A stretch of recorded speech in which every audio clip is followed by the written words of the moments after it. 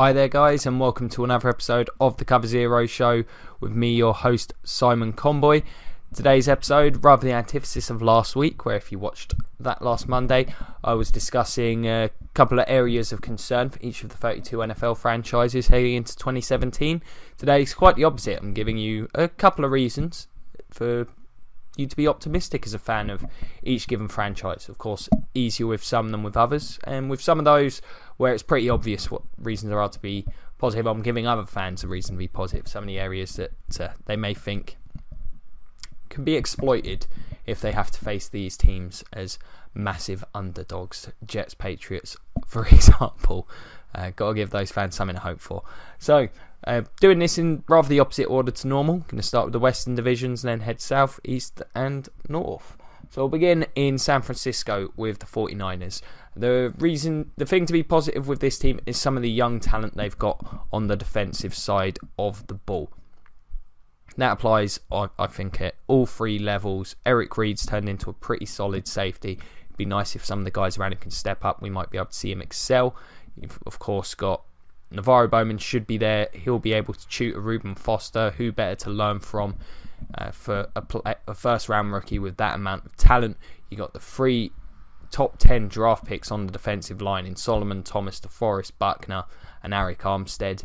This group's got the potential to be a lot better than people think. However, at this point, it is all just potential. But I think they've got a chance to develop together as a group and really become quite a force over the next few years.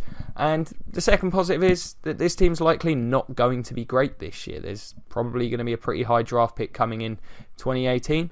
And that's when this team can look to go get the quarterback that is so clearly needed. Heading to Seattle now with the Seahawks. Defensively, you could say as a whole, it is a reason to be positive. I think the main area, though, is the secondary. I think Sherman would have been a big loss had he been traded away. Hopefully, he'll be focused next year. You've got Earl Thomas, Cam Chancellor should both be healthy. With those three together, you expect this to be a very effective secondary. I think the linebackers are somewhat unsung heroes. I think Bobby Wagner is as good a player in the league at that position. KJ Wright's been a very good player. And the outside of the defence, on offence, they've brought in some players on the offensive line, even if they're not particularly inspiring. Luke Jokel, for example. I'm not sure whether he'll add too much, but there's some youngsters there. The positive being, if you're a Seahawks fan, it can't be worse. There's Eddie Lacy behind them. The run game, the offensive line, I can't see it sinking any lower than it did last year. So that's a real positive for you guys. The Rams, this is one where it's very difficult looking at one side. Defensively, Wade Phillips. That's the prime reason to be excited. You know there's talent on that defensive line, or amongst that front seven in particular. Of course, Aaron Donald's an absolute monster. Quinn's a very good player also. I think Michael Brockers will be well suited to playing the nose tackle role there. That unit should be good. I think Phillips will get them playing very well. The second thing, it is year 2 for Jared Goff. And I think the two additions they made on the offensive line, the left tackle and the centre position in Whitworth, and who was the centre? It wasn't JC Tretter, was it? No, he went to Cleveland. I forget off the top of my head. But, that's two veterans on what has been a very young and very poor offensive line in the last few years. Hopefully they'll be able to solidify the group somewhat, give Jared Goff a chance. Todd Gurley maybe can get back to his rookie form after really struggling last season. Again, kind of like the Seahawks thing, it's hard to imagine the group being any worse. And also, another positive, Greg Robinson, who's been an absolute bust, as big a bust as you can get really in this league, unless they're a quarterback. He's been demoted, so that's probably a real plus. The Cardinals, biggest positive I can give you is that they should be healthier this year, particularly along the offensive front.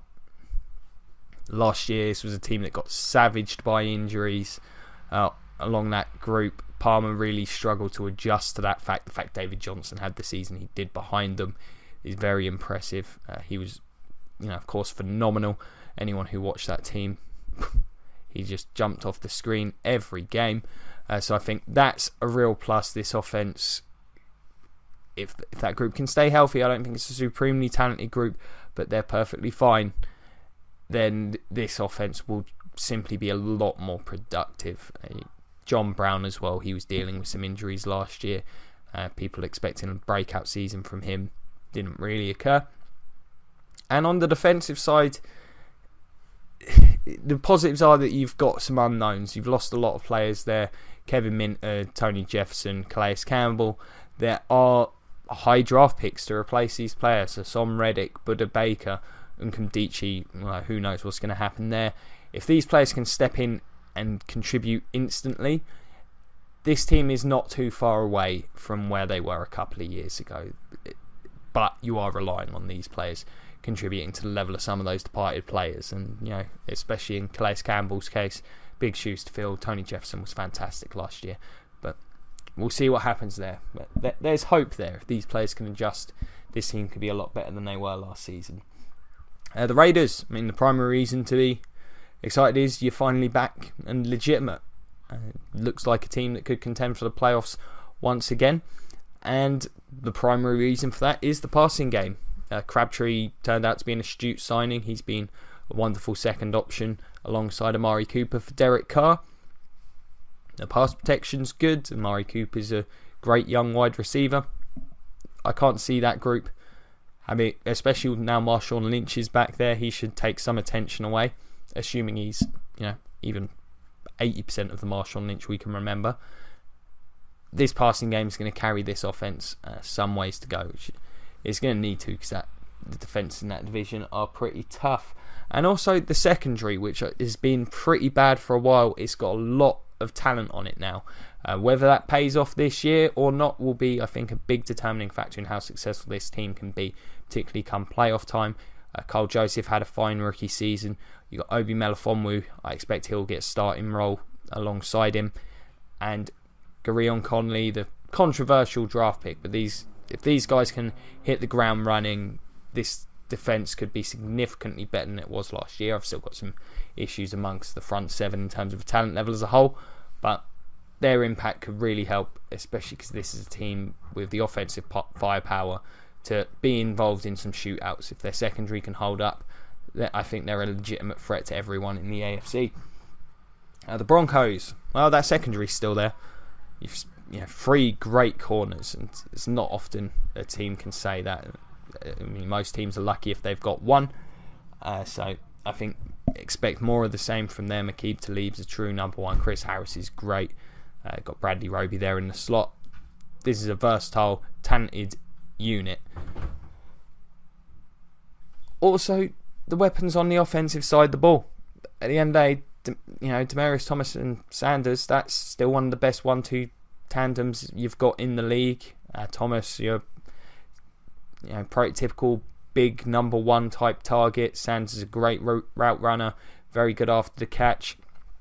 And I think the addition of Jamal Charles, if he can get that knee or those knees healthy, and just probably won't have to play a huge amount of snaps. They've got a number of guys, but if he can give them a heavy contribution, I think whoever starts at quarterback, first they're going to have to be concerned with the offensive line, but in terms of the guys around them, the talent is there for this team to be more productive than they were offensively last season. The Chiefs, defensively, I think that's the thing to be most positive about. That defense just looks pretty loaded as a whole. Continue to see Marcus Peters develop.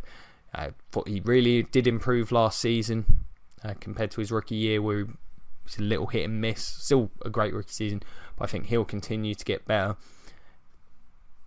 D Ford, Justin Houston will be back healthy.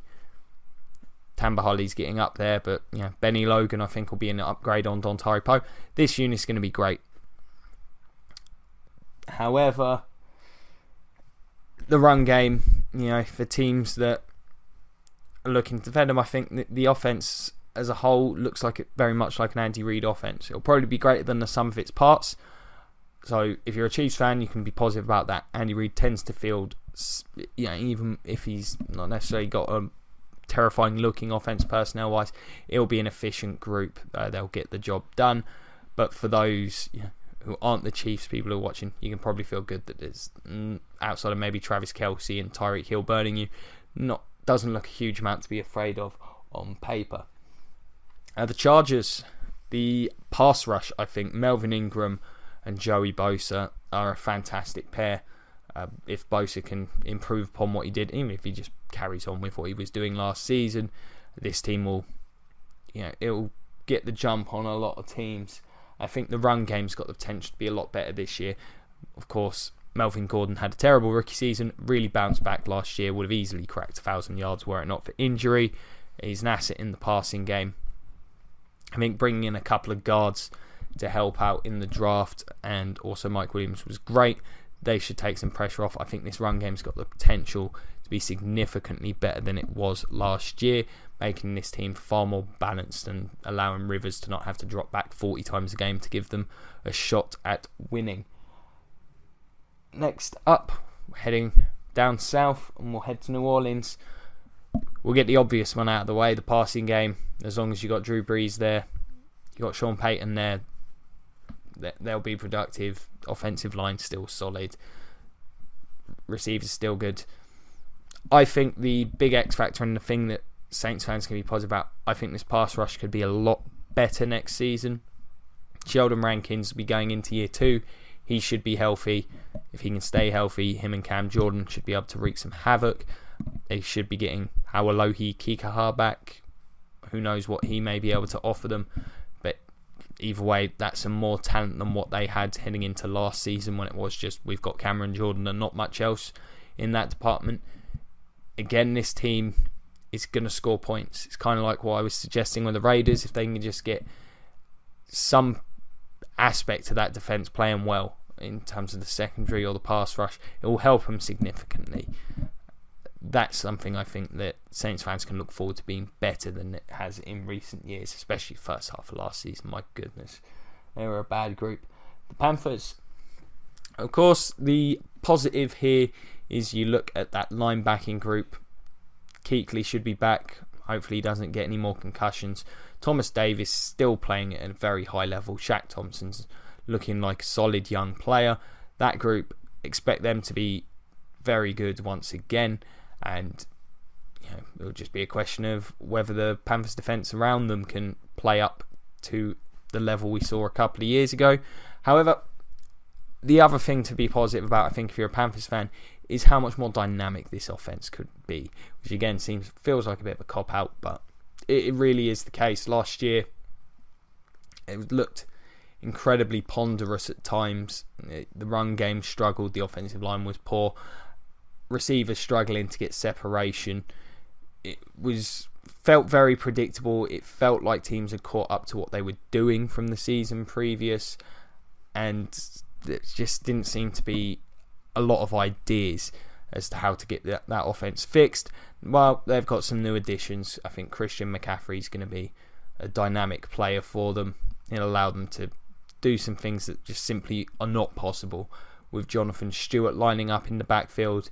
As a result, I think we might start to see some of the form that Cam Newton demonstrated in that MVP season. It's going to have to for this team to be better than they were last year. The Falcons, well, I say this offense still looks loaded whilst they've lost Kyle Shanahan. Personnel-wise, no significant losses. Expect this group. The only question you've got is how they'll adjust to a new coordinator, but at the end of the day, talent is talent. They should be able to remain productive. The same thing, I think the secondary should be a lot better. They really did miss Desmond Trufant in the stretch run of last season. I think he'd have helped tremendously in that Super Bowl. Keanu Neal will be heading into year 2. Some of those other corners got some valuable experience. It's a young group. I think they should be significantly better. If the pass rush can improve as well, that will only help. But I think the actual players they've got in the secondary will step up and improve upon their performance from a year ago. Finally, the Buccaneers. This pass offense should be far more dynamic than it was last season through these additions. last year, whilst Cameron Brate and Adam Humphreys had commendable seasons. Brate in particular I thought was pretty impressive. This group is far more dynamic on paper. This team's been screaming out for a deep threat for a long, long time. Whilst I'm not enamoured with Deshaun Jackson as a player, he's a bit of a one-trick pony. It is a trick that the Bucks have not had and really ought to open things up. Last year, teams really could focus on Mike Evans, and whilst he was able to have a great season, I think he'll be able to make a lot more explosive plays.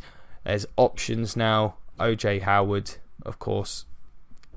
Not sure how much he'll contribute in the past game in year one, but he looks like he should be a great player. Him and Brate will open up mismatch options, and then Godwin as well will be another guy competing for time. So compared to last year, this group should be a lot more dynamic. And the other area, and I think this has been less spoke of, but the Buccaneers' defensive line. For a number of years, it's been Gerald McCoy and not much else. I think the starting group looks pretty good, and there's a bit of depth there now. I think Baker and Gerald McCoy should be one of the better defensive tackle tandems in the league. If Noah Spence can build upon his rookie season, I think that'll be, that should give them the edge rush they've not had. Robert Ayers is never going to be a massive sack guy, but he does generate pressure and he does play the run well. You've got William Golston's a great run plugger. You've got some experienced defensive tackles like Clinton McDonald behind them. This group looks solid and it's got some depth. I think this is going to be the best group the Bucks have had in a long, long time, which, to be honest, is not saying much. But I do think this is going to be one of the better front fours in the league this season. Heading over to the AFC, we've got the Titans. Again, we'll go with the easy option first, the run game. Great offensive line, great pair of running backs, and I expect we might see Mariota dabbling a bit more with running next season. That should continue to be good unless I don't think what they were doing was all scheme. I think there's a lot of talented players that made it work. I'm not sure teams will necessarily catch up to it, as we have seen some fairly gimmicky offenses caught up to. This is a good unit. I think they'll continue to be very effective. And to correspond with that, the passing game, which, whilst I felt somewhat underwhelmed by the guys they added, with like Jonnu Smith, Corey Davis, I think simply at 5, it just felt a bit high.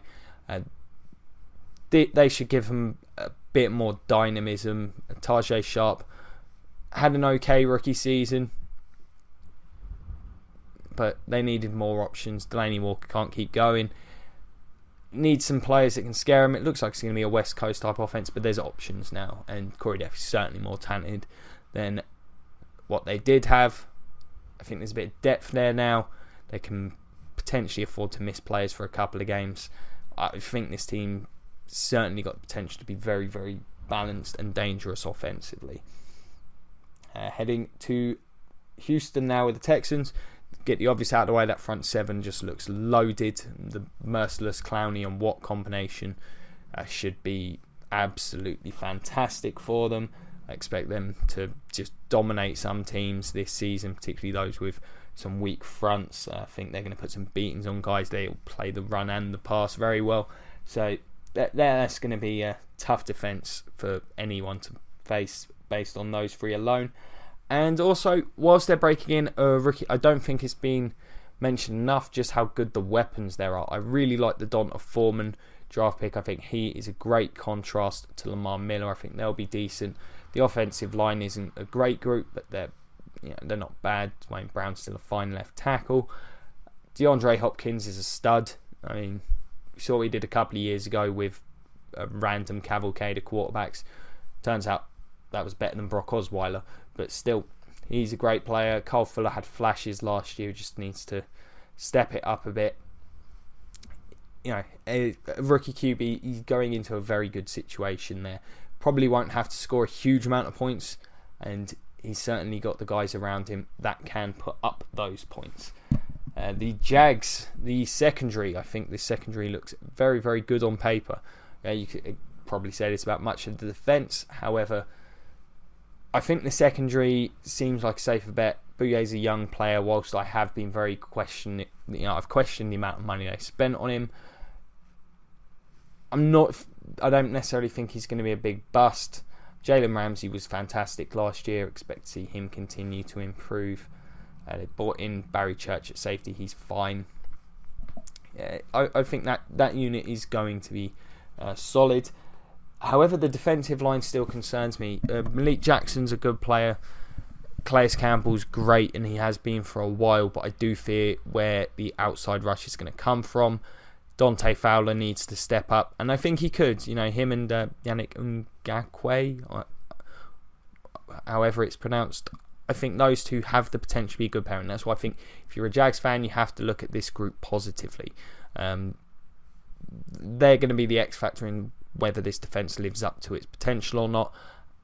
On top of that, they should finally have a run game. I think Yeldon will finally start to show some of the value because he's not going to have to carry the load. Chris Ivory looked done to me last year. Then Fournette is legit. He is the real deal. He's going to be great. The Colts, the obvious positive, and I think there is only one obvious positive, and that's you've got T.Y. Hilton and Andrew Luck, and they're going to generate a lot of passing yards between the two of them alone.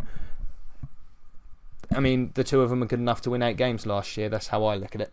And on top of that, I have commented on this several times. I think the main thing to be positive about, beyond those two, or the maybe sneaky thing, is how cleverly I think the Colts have gone about basically rebuilding this defence in one off-season.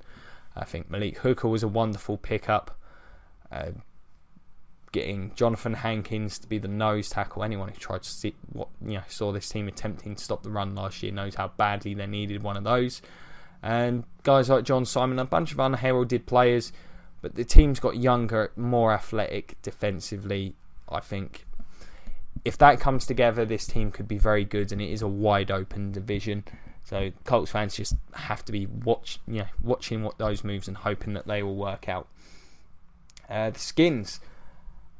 Get the obvious thing, this offense still looks very good in the obvious out of the way. In spite of losing those two receivers, you've still got Jordan Reed. I think Terrell Pryor is going to be productive for them. And mainly the offensive line is really good. They've enabled Kirk Cousins and that random cavalcade of running backs to be as successful as they have. I think the thing to keep an eye on here, and if you're the Redskins, I think you can feel good about this, is the front seven. I think they've made some good moves there at the linebacker spot. Bringing in Zach Brown, I think got a wonderful bit of luck getting Jonathan Allen in the draft. I think this group should be better than it was last season. I really do, and I mean it's hard for them to be worse. Again, this was one of them groups that wasn't very good, but if they can step up, I think this team's quite dangerous. And again, I think this division's wide open as well. The Giants, the secondary, the passing game on both sides looks great other than one aspect. So the obvious is the secondary looks great. The defence looks pretty good as a whole outside of linebacker. The weapons on offence look great. Brandon Marshall and Ingram looks like a very dynamic group now. However, you've still got Eli, the offensive line, and the lack of a run game. And that trifecta of offensive iffiness could potentially sink what I think is a pretty promising looking Giants team. Eli was poor last year, and whilst I'm willing to empathise to some degree that he did have a poor offensive line, we've seen him perform behind poor offensive lines in the past, so I'm not sure what it was this year that he just did not look himself. He needs to be better, otherwise this team's just done. We'll head just down the turnpike now to Philly. I think the defensive line looks great to me. That's the thing that jumps out. Going to have to cover for the secondary, which I think is a bit of an issue, but the defensive line is going to be good. I've got no doubt about that. Brandon Graham, Fletcher Cox, both great players. They'll miss Benny Logan, but I think they'll be a good group. I think Derek Barnett is going to contribute. And also the receiving crew. Carson Wentz will have a legitimate chance to develop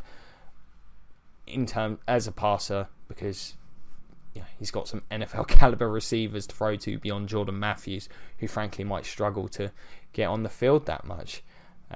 Alshon Jeffrey, Torrey Smith, both upgrades over what they had last year. It's going to be interesting to see how Wentz does now that he can actually throw the ball further than 10 yards down the field and have a guy that has a legit shot going after it. Should be good. The Cowboys, of course, the offensive line. That's the great strength of this team. enabling those two rookies to perform as well as they did last year. However, the second area that I think is essential is the secondary. Whilst offensively I think the run game should be fine, Dak will need to get a bit more, I think, from his receiving crew, I think, to take that next step as a quarterback next year. But this secondary, it could go either way. They've rebuilt it, a lot of young players.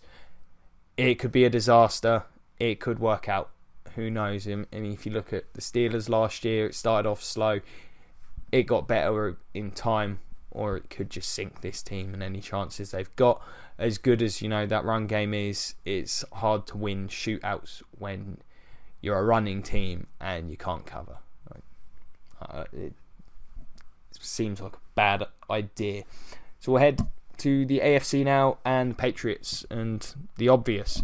You've still got Brady and Belichick, so you've still got a legitimate shot in any game you're in, as well as the fact the road was generally lost it. That's not the one. A game may seem lost, you got those two. As we saw in the Super Bowl, we've seen countless other times. Those two are superb. However, going to give some of the other teams hope, because really there aren't too many holes in this roster, other than I think both of the lines of scrimmage. The offensive line is fine, it's not great. Defensive line I think is a bit iffy. They're okay at tackle, but not a huge amount in terms of the edge rush. If this team has a weakness, it's that I think a team with more talent on those at the line of scrimmage could bully them a little bit and get a win over them, particularly come playoff time. The Jets, the positives, I mean, when you look at the roster on paper, there's not much other than the D-line, while Sheldon Richardson, Mo Wilkerson and Lev Williams are all together. That looks like a really good group still, in spite of Richardson and Wilkerson being misfits. Beyond that, yes, roster's embraced the rebuild. That's all I got for you guys. I'm afraid. Hopefully those young safeties look very good this following season, especially Jamal Adams. I really hope he works out. I put my neck out saying he'll be as good as I think he'll be. So yeah, hoping for my sake and the Jets' sake that one works out. But at the end of the day, this team's embraced the rebuild. Hopefully the future will look positive. I did try, but I was just looking at it, especially on the offense. Oh my goodness, it's as bad a group as I've seen possibly ever. The Dolphins, two positives here. The obvious one is the defensive line. They've been heralded for a while. They're just a very good group. Jordan Phillips is a guy that doesn't get his name called out enough. He's a very good complement to Ndamukong Suh. Suh, of course, is Suh. He's a great player. Cameron Wake just somehow keeps on going. William Hayes was a savvy move. This group's going to be really good again. And for me, the other aspect to be positive about is this offensive line. Now, whilst I'm concerned that Pouncey is once again hurt, Laremy Tunsil played very well at guard. If he can play well at left tackle, I think this group could be quite good. I think, was it Isaac Asiar that they got in the draft? They picked up a guard. They needed one. If he can step in and start and Tunsil works out, I think this group's going to be really good once again. Juwan James has turned into a pretty good player on the right hand side. Pouncey, he's the key cog for me. If he's healthy, I think this group's going to be very, very good and will allow this team to compete very well. I love what they've got, the skill positions as well, especially if Devontae Parker can show why he was drafted where he was. And then finally, we've got the Bills, and the obvious aspect for them is that run game. LaShawn McCoy's looked great in Buffalo. Tyrod Taylor can run. The offensive line's good at run blocking. I expect that offense to rank among the top 3 or 4 once again heading into next season. And the front 7, I think the front 7 on defense could be so much better next year. A lot of new faces. Of course, getting Shaq Lawson and Reggie Ragland onto the field, they're both going to really help. This unit has to be good, I think, for this team to compete. There's a shaky roster in a lot of places. If they can step up, I think this team could be far more competitive than a lot of people expect. So now we'll head north, and speaking of Buffalo and the snow, we'll head to Minnesota. Get the obvious strength out of the way. The defense continues to look loaded. great secondary, really good front four, good linebackers. Not a whole lot of weaknesses to speak of. It's a great unit. The other positive, I think, is the weapons are significantly better than they were last season. Dalvin Cook was a wonderful addition. I think he's going to really improve this team. It got a bit of luck. Some guys turned out pretty well last year. Adam Thielen looks like a player, so that's a real positive for them. I don't know if Floyd's ever going to get his head on straight, but if so, he'll be a real helpful addition to this team. And Laquan Treadwell, if he can step up, this team could be, this one's very speculative, far more dynamic on offense. Still worry about the offensive line. I'm enormously concerned about that. I thought that group was very poor. Well, it's not, I think. I know. Anyone who watched the Vikings last year knows that group was poor. But I think they look like they've got the potential to be more dynamic if that line can just perform at even a league average level. We've got the Packers, the obvious aspect of this team. The offense, in particular the pass game. Aaron Rodgers and friends on that side of the ball, they're good enough to win games, get you to the playoffs, and be a threat to anyone they play. It is that simple. Aaron Rodgers is just that good. Defensively, a bit more experience in that secondary. Couple of new players they've brought in. There's a bit more talent than there was last season. If they come together, it's kind of like earlier on discussing, teams like the Raiders. If that secondary comes together, this team could be far more dangerous than it looks at this point in time. As we saw against the Falcons, group just got overwhelmed last year. So we'll head to Detroit and the Lions.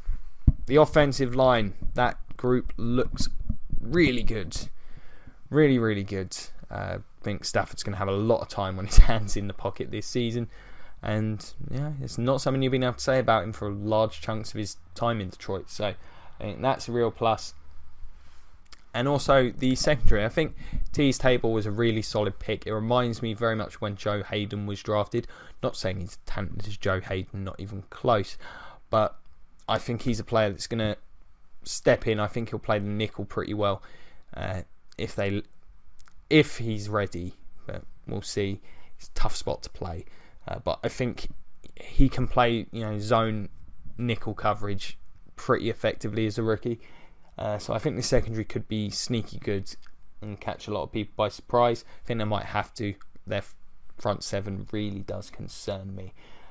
Chicago, another one of the teams where I struggle with finding a lot of the positives. But I think the interior offensive line is great. So that's plus. Those guys and John Howard, that's going to be where this team's going to make hay offensively if they're going to have a lot of success.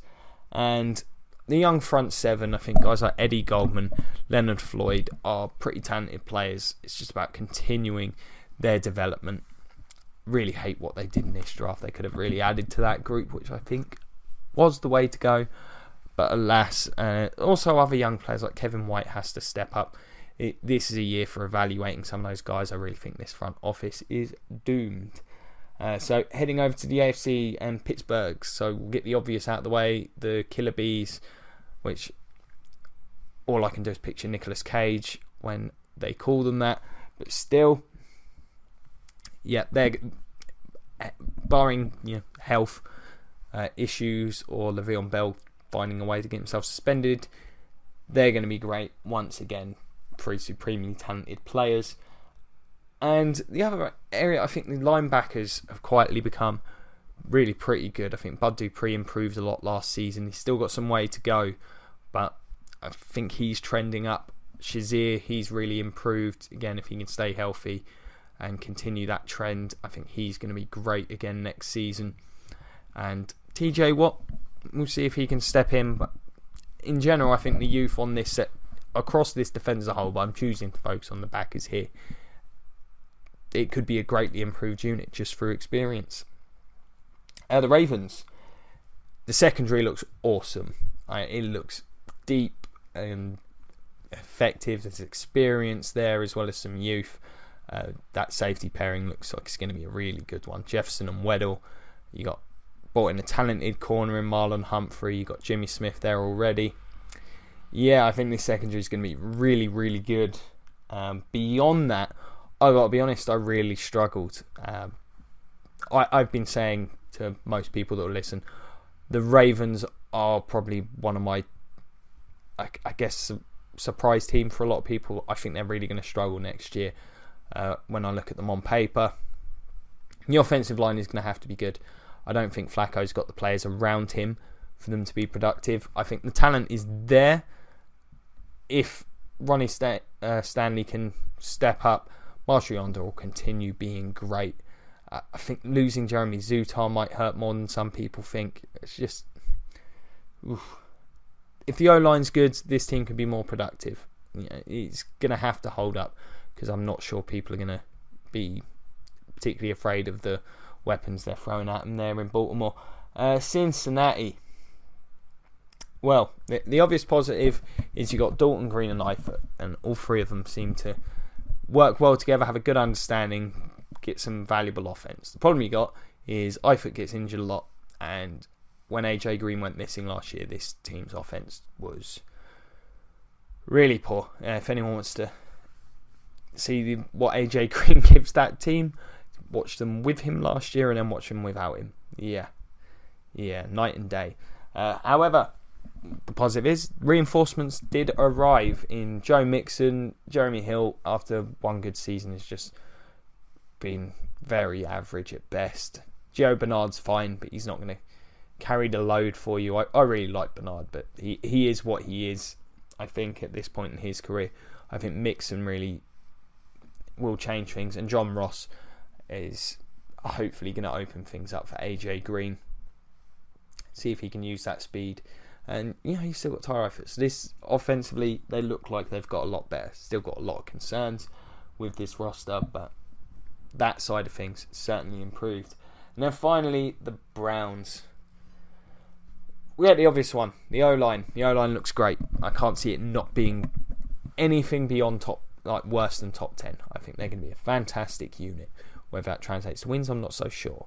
But I do also think the front seven has the potential to be one of the better groups in the league. And if that does wind up being the case, because they are relying on a lot of young players stepping up, and that includes Myles Garrett, includes guys like Emmanuel Ogbah, Danny Shelton, who was a first round pick not that long ago, Christian Kirksey, they just paid a lot of money to, Jamie Collins.